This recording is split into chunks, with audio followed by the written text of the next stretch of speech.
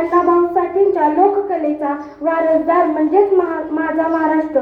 कष्टकरी शेतकऱ्यांचा, दीनदलित दुबळ्यांचा आणि 105 हुतात्म्यांचा आणि दिल्लीच्याही तख्ताला घाम फुटणारा जिगर माझ्या मावळ्यांचा माझा महाराष्ट्र. ह्याच महाराष्ट्राच्या मातृभाषेला प्रथम मी मानाचा मुजरा करते व माझ्या विषयाकडे वळते. मराठी असे आमची मायबोली, जरी ती भिन्न धर्मांनी असो, तिचे पुत्र आम्ही जे बांबू फेडू वसे तिच्या हृदय मंदिरात. लहान मूल जेव्हा जन्माला येतं तेव्हा त्याला कुठलीच भाषा माहीत नसते, पण त्याच्या त्या पहिल्या गोष्टी होतात त्या आई बरोबरच ना, म्हणून आईची भाषा ती त्याची मातृभाषा होते. प्रत्येकाच्या जीवनात माता, मायभूमी व मातृभाषा ह्या तीन बिंदूंचा त्रिकोणच. माता जी आपल्याला जन्म देते, अन्न देते, मायभूमी जी आपल्याला आसरा देते व मातृभाषा जी आपल्याला लहानपणापासूनच संस्काराचं बाळ करून वाजत असते, तीच मराठी भाषा. आज जर आपण अंगीकारली नाही तर कितीही भाषा आपण शिकलो तरी आपलं आयुष्य समृद्ध होईल का, हा भला मोठा प्रश्न आहे. मराठी भाषा म्हणजे काय? ज्ञानेश्वरांनी रुजवली ती भाषा मराठी, शिवरायांनी टिकवली ती संस्कृती मराठी. ज्ञानेश्वरांनी रुजवली ती भाषा मराठी, शिवरायांनी टिकवली ती संस्कृती मराठी. संतांनी वाढवला तो वाड मराठा आणि आमचा अभिमान म्हणजेच तो मराठा. आपल्याला लाभलेली ही वैभवशाली मराठी भाषा किती प्राचीन आहे ना. मराठीची गंगा प्राकृतांच्या पर्वतातून निघाली तेव्हा तिला तीर्थाचं स्वरूप ज्ञानेश्वरांनी आणलं. आज 16 वर्षाची मुलं पबजी खेळण्यात व्यस्त आहे, पण आमच्या ज्ञानेश्वरांनी अवघ्या 16 वर्षी मराठीचे बोल कौतुके परी अमृताची पैज जिंके अशी ज्ञानेश्वरी लिहिली. त्यांनी मराठी समृद्ध करण्यासाठी पहिली दारे उघडली व नंतर त्या दारांना भरच पडत गेले. रामदासांनी मनाचे श्लोक व दासबोध यांच्या माध्यमातून भक्ती मार्गाबरोबरच संस्काराची शिकवण दिली. संत नामदेवांचे अनेक अभंग प्रसिद्ध आहेत. कुसुमाग्रज व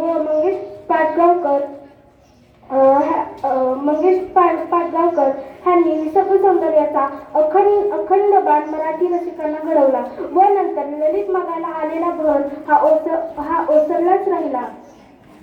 मंगेश पाडगावकर, कुसुमाग्रज व वसंत बापट ह्यांच्या कवितांनी विचारांना चालना दिली.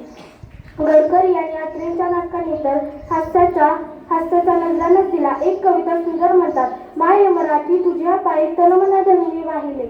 माय मराठी तुझ्या पायी तनमना धन्वी वाहिले. तुझ्या नामी तुझ्या धामी अखंड रंगून राहिले.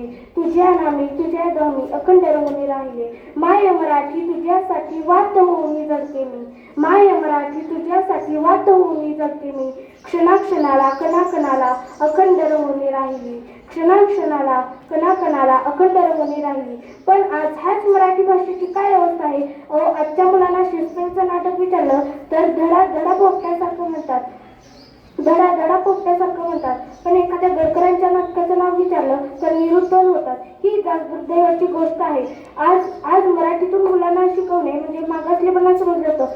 मी म्हणत नाही मुलांना इंग्रजी शिकवू नका, मराठी शिकवा, पण जरी ज्ञानाचा खजिना इंग्रजी भाषेत असला तरी स्वभाषेत शिकून सुद्धा आपण कर्तृत्वान होऊ शकतो. हे आज रशिया व जपान ह्या देशांनी सिद्ध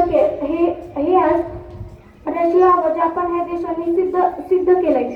त्यामुळेच आपण मराठी जपली पाहिजे, तिचं संवर्धन केलं पाहिजे.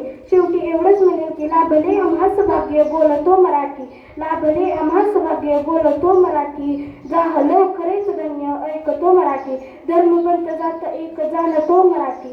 धर्मग्रंथ जात एक जाणतो मराठी. एवढ्या जगाचं माय मानतो मराठी. म्हणूनच आज आपण जास्तीत जास्त पुस्तकांचे वाचन केलं पाहिजे. कारण डॉक्टर बाबासाहेब आंबेडकर असे म्हणतात की नाचून मोठं होण्यापेक्षा वाचून मोठं व्हा. जर आपल्याकडे 2 नाणी असतील तर एका नाण्याचं भाकर व एका नाण्याचं पुस्तक द्या, कारण भाकर आपल्याला जगवेल व पुस्तक आपल्याला कसे जगायचे हे शिकवेल. शेवटी मराठीबद्दल एवढंच बोलेल की आमच्या मनामनात दंगते मराठी. आमच्या रगारगात रंगते मराठी. आमच्या मनामनात स्पंदते मराठी. आमच्या नसानसात नाचते मराठी. येथल्या नभांमधून वर्षते मराठी. येथल्या पिकांमधून डोलते मराठी. नद्यांमधून वाहते मराठी, येथल्या चराचरात राहते मराठी. माझ्या भाषेबद्दल बोलावं तेवढंच कमी आहे. बोलण्यासारखं खूप आहे, बोलणारे पण खूप आहे. पण आज आपण प्रत्येक जण वेळेच्या बंधनामध्ये जखडलेले असतो. त्यामुळे शेवटी एवढंच बोलेल की जिंदगी का क्या पता, जिंदगी का क्या पता, कल ही मौत आ जाएगी.